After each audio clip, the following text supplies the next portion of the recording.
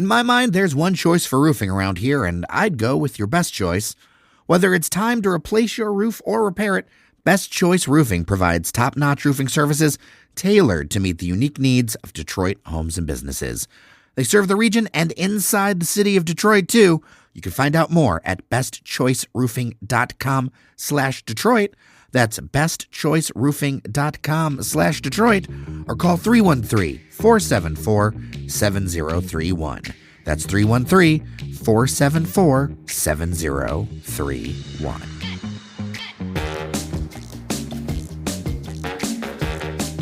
Hello and welcome to your Daily Detroit, sharing what to know and where to go in Southeast Michigan.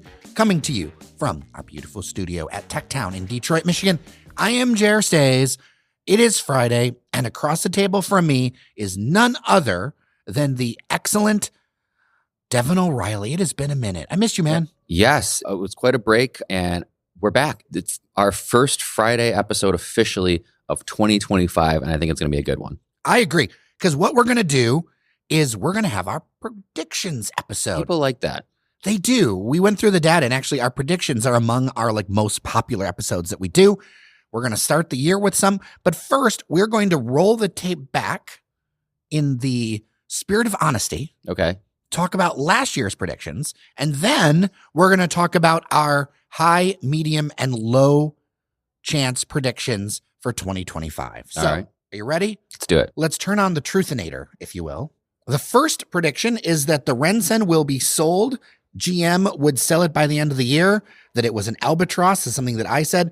I think that would be half right, as they've partnered with Bedrock and are looking to offload it one way or another. This is clearly something they don't want to be a part of, and they did make the hard decision to move away from it. Yeah, that's definitely more accurate than not. I mean, regarding who actually owns all of it or whatnot. I mean, did they sell it? It's still unclear exactly what the agreement is specifically, but certainly Bedrock is now a major part of this and is going to be really the lead in developing it as we go forward and kind of demoing it. And as you said, albatross is definitely the right word because, as we said, we're going to talk more about it in the predictions episode, but I think some big things are in store for the Rensen, as we've already discussed. The Penobscot building would have movement.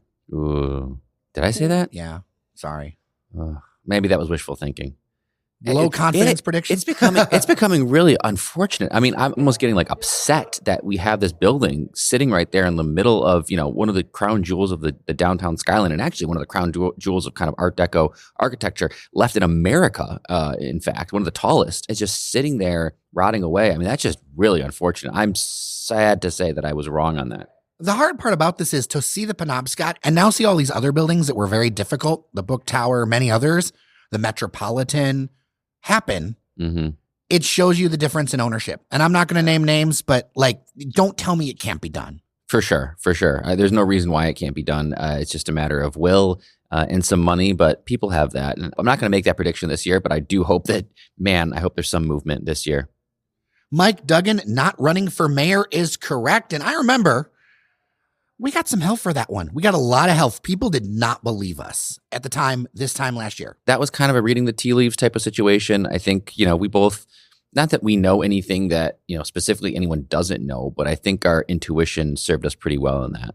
I think it's more about having your finger on the pulse and looking at multiple sources and going, this is what actually makes sense. Now, as we did recap, we did not expect that he would run independently. No one saw that coming. But that's a whole nother episode. Gilly Sports Bar. Do you think it was the most successful opening of 2024? The most successful? I mean, I think it's hard to say. It was my prediction, yes. So I feel a position to defend it. I'm not saying it was the most lauded, the most highest rated. I know there's been some complaints, but man, that place is packed all the time. I would be hard pressed if you wanted to tell me a restaurant or bar that opened in downtown Detroit or the greater downtown area that saw more business than Gillies. I don't know. It's hard to say. That place is packed for games. It's packed at night. It's packed on weekends. Sometime coming up this year, we will actually see the alcohol sales numbers that come out from the state. That'll so we'll be able to see something, at least by the alcohol measure. That'll give us at least some measure. I'll give you that. One thing that I did not expect was a proliferation of sports bars. Yeah. Adding parlay, adding more stuff where it's this is It's like they got the message that people want to watch sports downtown. Well, we didn't predict that, but we definitely talked about the need. Every time one opened, I think, myself, Fletcher, Norris, you, I think we all agreed like Detroit needs more sports bars. We need more places to watch sports in downtown Detroit. So we didn't predict that, but we certainly kind of kept calling it like, yes, we need more and another one and another one. And I think we'll see more in 2025. Well, I'll share one that I got wrong. Major transit announcement or two.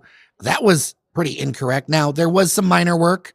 Important work, but minor work, making sure that all of Wayne County is now included into a transit system with having no opt-out cities. But in reality, the state cut transit funding by 6%, steps back. To be fair, that was a little more of your wishful thinking. I know you're a little bit more bullish on the transit than I am, and I know our listeners are as well. So unfortunate that didn't come to fruition, but I guess at this point, I'm a little just apoplectic about the state of transit and transportation in the region. I just don't feel good about it, unfortunately. Unless there is somebody with a lot of money that has a direct vision, like we were talking about up at Mackinac, there was the talk about how Dan Gilbert might put some money into some things or whatever. Yeah. Unless you see like a major player do that, especially with the administration change. Yep. It's even more bleak than it was before with the change in administration at a national level and the change at the state level in the legislature. We're going to be less desirous to do that. What I will be interested to see is the State of Transit event is coming up from Transit Riders United later this month. We'll see what they've got coming out of that. We'll do some reporting from it. Looking forward to it. The Pistons did not get the number one pick. You nailed it. It doesn't work like that for the Pistons, unfortunately. Fortunately, the Pistons' former number one pick, Cade Cunningham, has had what will soon be an all-star season. He's going to get selected to the all-star game, as many believe. That's taking place in a few weeks here. So he is really blossoming this year into, everything we wanted him to be and more. So no, we didn't get the number one pick. Pistons never get the luck. That's kind of how Detroit sports teams roll. But hey, good news. Our number one pick that we have a few years back has really come into his own and become a star. Michigan 27, Alabama 20, and then your Michigan 27, Alabama 24. You called that bowl game. That was minor prediction, but I wanted to acknowledge you were way within it. I'm patting myself on the back right now. Yes, I saw Michigan pulling that out. I knew it was going to be close. That was one of my favorite memories. I mean, it goes all the way back, but one of my favorite memories of 2024 was watching that game. Truly, the Rose Bowl, the setting, the what it all meant. I enjoyed watching that Alabama-Michigan game, ending Nick Saban's career.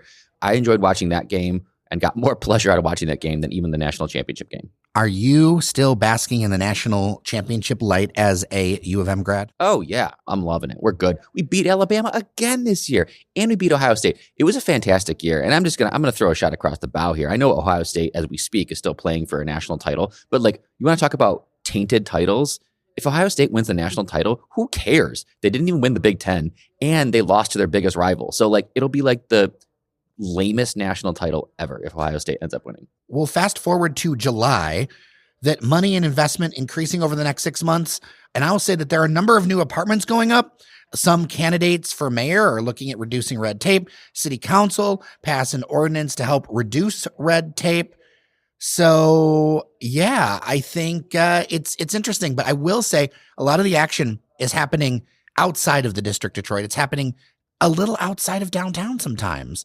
And I think that's really interesting. I'm learning about new projects happening in the north end. I was just walking by on the way home a more than 40 unit apartment building that's being done near Woodward that's getting no coverage, right? And I think there's a bunch of little developments happening out there where the narrative, I think we need to have a little bit of focus on the small. Yeah, there's blame to share in that regard, but I'm not going to be sympathetic to the whole downtown's only getting the development, downtown's only getting the activity and the money, that sort of thing. It's just not true. It's just a matter of how things are getting covered, what's getting covered. There's just as much activity throughout the city of Detroit. It's just different types of projects, maybe smaller projects, and then certainly they're not getting the coverage, but there is just hives of activity all over, which is really exciting.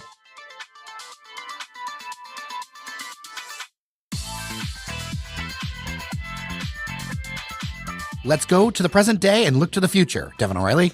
Looking forward to being hopefully more right than wrong here. All right. Let's go with your first prediction. We're going to label them, if you desire, high, medium, or low. So let's start with a high prediction, high confidence prediction. My high confidence prediction. And I don't know if I'm super high on any of these. I'm at 80% at my highest and 40% at my lowest. There's not really that much deviation. But as we hash this out, I believe that the future mayor of Detroit, whoever that will be, he or she, has not announced their candidacy or made themselves known as of yet. Ooh, I'm not sure of that one. Okay. Exactly. Okay. I feel strongly. Again, it's a vibe check. It's the vibe check. I'm not saying they're not good candidates who have announced already and raised their hand. There's nothing wrong with them. My prediction is just that it hasn't happened yet. The person who will be the mayor has not announced yet. And again, it's the vibe check. I don't feel anybody who's announced yet has that charisma, momentum, kind of mix of what we talked about that would carry someone to victory. So we'll see. But I think it's TBD. We still haven't seen the future mayor. I will say, I think there's going to be some major retail announcements for the Bedrock Hudson site. I think we're coming near the home stretch. Like major. Because it's 2027 when all of this stuff is going to be done. So those announcements need to be in place soon. That whole Woodward corridor is going to see some stuff. I think that, obviously part of that site's going to be used for General Motors as a showroom and other things. But I think that we have the couple of trends of continuing of small is the new big, which we talked about a couple years ago. But also, despite whatever the critics say, those name brands matter and they bring people down and people shop there. When I go by the Gucci store, look, I know all the hate, all the people did not believe that would be a thing. And you know what? People are there all the damn time. Mm-hmm. It is popular. It is an unpopular opinion among some, but Detroit is more normal than not. And in normal cities, people like fancy stuff. Yeah. I don't know what exactly we're talking about yet, but like big brands, like high-end luxury, but also just like not an Apple store, but like an Apple store, because we're obviously getting an Apple store. But I'm thinking like even, do we get our Target? Do we get our city Target? Ooh, I feel like we are really overdue for a city Target. That could be it. And I feel like there would be where they would do the deal or somewhere else other than what we talked about before, which was Mack and Woodward and that whole thing. All right, your turn. This is my medium confidence. I'm going to say that all 4 Detroit sports teams will make the playoffs in 2025. Okay. So let's think about what that means. The Lions are already in. So check one box. The Red Wings and the Pistons are a little more precarious, but as I alluded to, the Pistons are frisky. They are currently as we speak, 500, 18-18. They would be in the playoffs if the season started today. And I believe like the 7th or 8th seed. The Red Wings are on the outside looking in, but they're close and they're hot. And in hockey, getting hot is important at the right time. You are animated about basketball. Yes. Well, I love to see that. I'm very excited about the Pistons. It's been just a fantastic year. We won 14 games last year, the entire season. We've already won 18, and it's not even the All-Star break. So, yes. And then you got the Tigers, who made the playoffs last year. I believe they made some moves to improve the roster. And so I think they can make the playoffs again. That would be incredible to have all 4 teams. We can go back into our archives, have the Daily Detroit archivist tell me when the last time all 4 teams made the playoffs is. I don't think it's been any time in recent memory. This is my medium confidence prediction. I believe one of the top stories in 2025 nationally will be the Ren-Sen saga, because we went back and I looked through the data. If it was about the Ren-Sen, you wanted to listen to it. I go on YouTube, they're creators from all over the country doing stuff about the Ren-Sen. It has the nation's eye as the concept of possible demolition, even partial demolition. This would be one of the biggest skyscraper demos in the world. And I hate to say it, but Detroit, with that narrative and everything else, it all fits together. People are fascinated by it. They have strong opinions of it, whether you love it, whether you hate it. I just saw even just the few stories that we did in 2024. I think there is going to be so much attention around the Ren-Sen. And it's not just like media attention, but the people are interested in this story. It's so clear. There are episodes about the Ren-Sen that got like 70% more downloads than the average, because the Ren-Sen trumped all. It's a sexy topic, and I think people still don't listen to us as I look on social media sometimes. Clearly, there's either non-Daily Detroit listeners or people still kind of like with wild speculation. Our speculation here at this point is very focused, and I just want to be clear about that, because you remind me sometimes that you have to say things more than once for people to really like sink in, and I've said it before.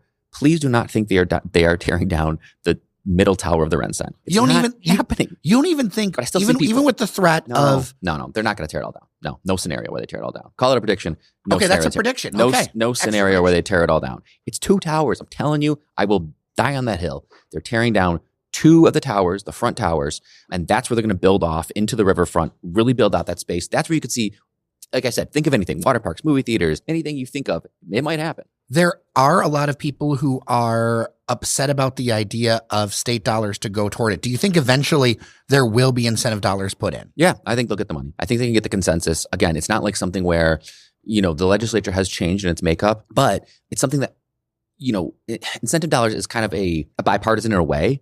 Certainly far right and far left people don't like it, but a lot of people in the middle do. Pro-business Republicans like it, centrist Democrats like it. And so I think they can build enough of a coalition here to pass this through. And yeah, not only that, Jared, my mini prediction to tag along off of that is that I think we're going to start seeing the demo. The demo will begin in 2025 because once they get this sign off on the dollars, which I think will happen in the first part of the legislative session this year, no reason to stop them. They're going to start. And I think Dan and Bedrock and GM is very desirous to get this underway. Okay. Secondary question, even though this is a predictions episode, there are some that say because of the change in leadership, Detroit is going to be on the outs as far as getting support and money. Do you think that that's the case, or do you think that there's going to be cases where Republicans and Democrats come together? Do you mean in what leadership? In national leadership? Or national, and also the House is now Republican in the state. I would push back against saying that Detroit is necessarily a fully partisan city. There's no reason that a Republican legislature would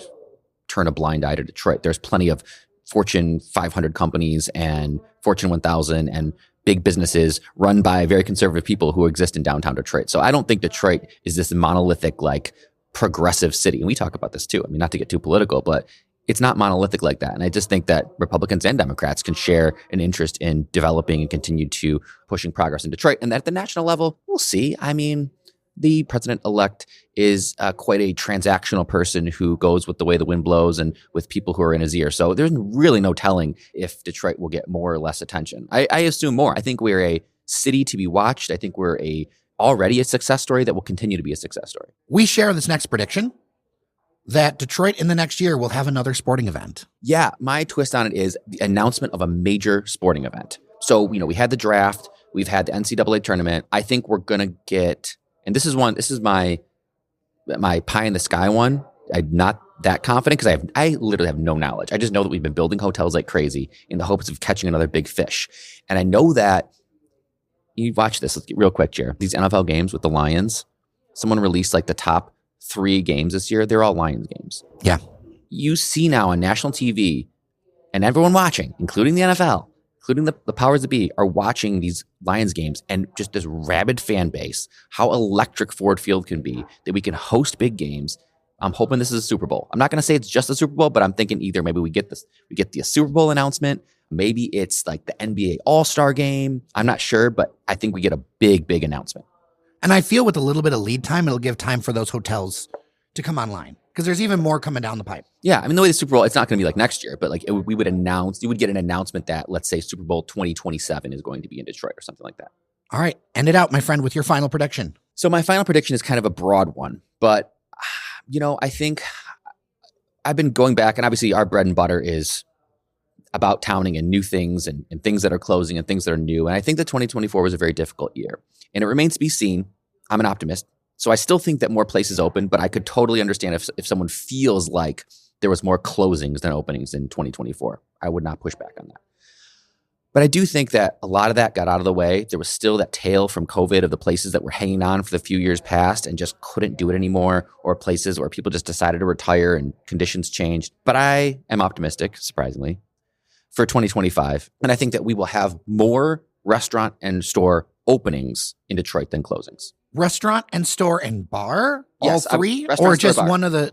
Is one category going to do better? Food, beverage, and retail. Oh, better than the other? No, I think food, beverage, and retail, there'll all be more openings than closings. Interesting. I hear mixed signals around that from people. And I think we don't know how certain things are going to play out.